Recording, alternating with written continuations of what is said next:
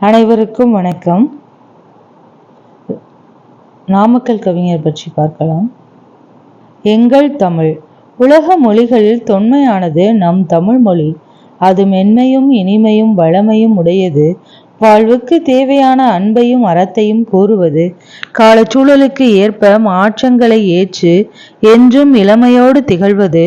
அத்தகு தாய்மொழி தமிழ் மொழியின் சிறப்பை நாமக்கல் கவிஞரின் பாடல் மூலம் அறிவோம்.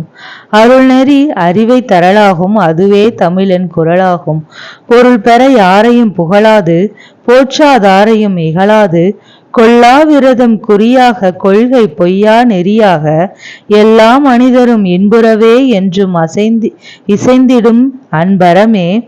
அன்பும் அறமும் ஊக்கிவிடும், அச்சம் என்பதை போக்கிவிடும், இன்பம் பொழிகிற வானொலியாம் எங்கள் தமிழெனும் தேன்மொழியாம்.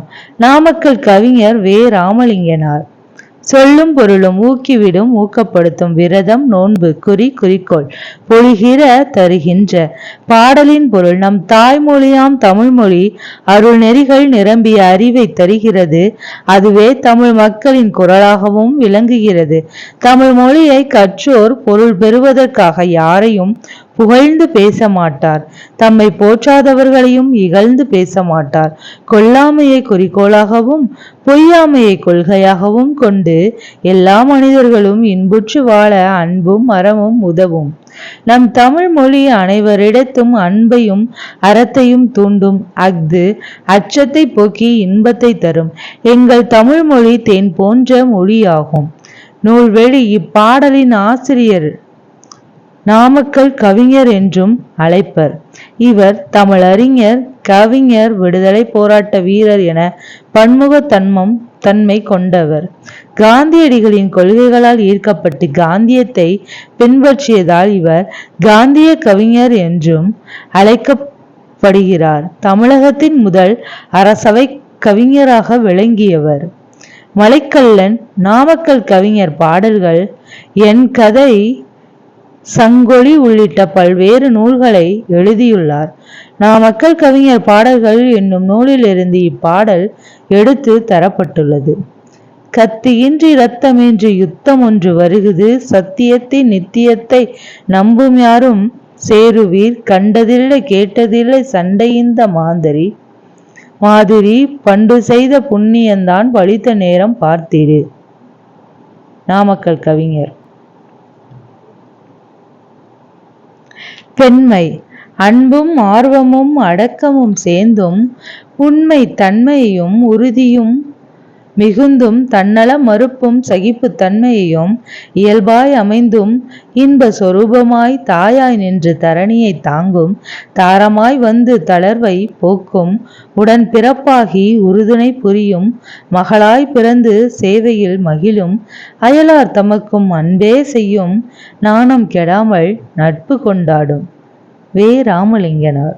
பொருள்: இப்பாடலில் தாய், மனைவி, தமக்கை, தங்கை, மகள் என பெண்மைக்கு பன்முகங்கள் உண்டு என்பதனை நாமக்கல் கவிஞர் எடுத்து காட்டியுள்ளார்.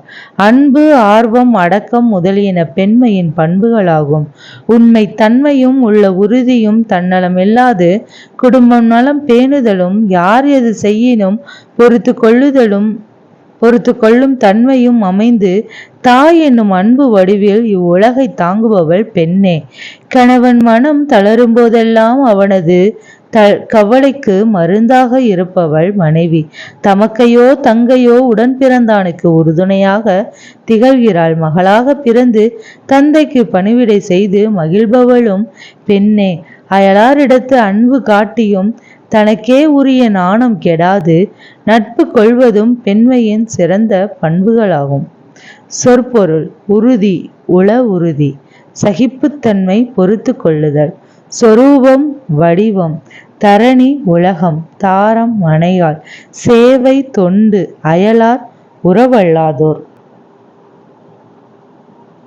இலக்கண குறிப்பு: அன்பும் ஆர்வமும் அடக்கமும் என்னும்மை இன்ப சொரூபம் உருவகம். ஆசிரியர் குறிப்பு: கவிஞர் வே. ராமலிங்கனார் நாமக்கல் மாவட்டத்தில் உள்ள மோகனூரில் பிறந்தவர். இவர்தம் பெற்றோர் வெங்கட்ராமன், அம்மணி அம்மாள் ஆவர். இவர் கவிதை போட்டிகள் பலவற்றில் பங்கேற்று பரிசுகள் பெற்றார். தமிழக அரசின் முதல் அரசவை கவிஞராக திகழ்ந்தவர். இவருக்கு நடுவண் அரசு பத்மபூஷன் விருது வழங்கி சிறப்பித்தது. இவர் தமிழக மக்களால் காந்திய கவிஞர் என பெருமையுடன் வழங்கப்படுகிறார். இவரின் காலம் கிபி 1888 முதல் 1972 வரையாகும். நூற்குறிப்பு: நாமக்கல் கவிஞர் பாடல்கள் என்னும் கவிதை தொகுப்பில் தெய்வ திருமலர், தமிழ் தேன்மலர், காந்தி மலர், தேசிய மலர், சமுதாய மலர், பெரியோர் புகழ் மலர், திருநாள் மலர், சிறு காப்பிய மலர், இசை மலர், அறிவுரை மலர், பல்சுவை மலர் ஆகிய தலைப்புகளில் கவிதைகள் அமைந்துள்ளன. இப்பாடல் சமுதாய மலர் என்னும் தலைப்பில் இடம்பெற்றுள்ளது. நாமக்கல்லாரின் படைப்புகள்: இசை நாவல்கள் 3, கட்டுரைகள் 12, தன் வரலாறு 3, புதினங்கள் 5, இலக்கிய திறனாய்வுகள் 7, கவிதை தொகுப்புகள் 10, சிறு காப்பியங்கள் 5, மொழிபெயர்ப்புகள் 4. நன்றி.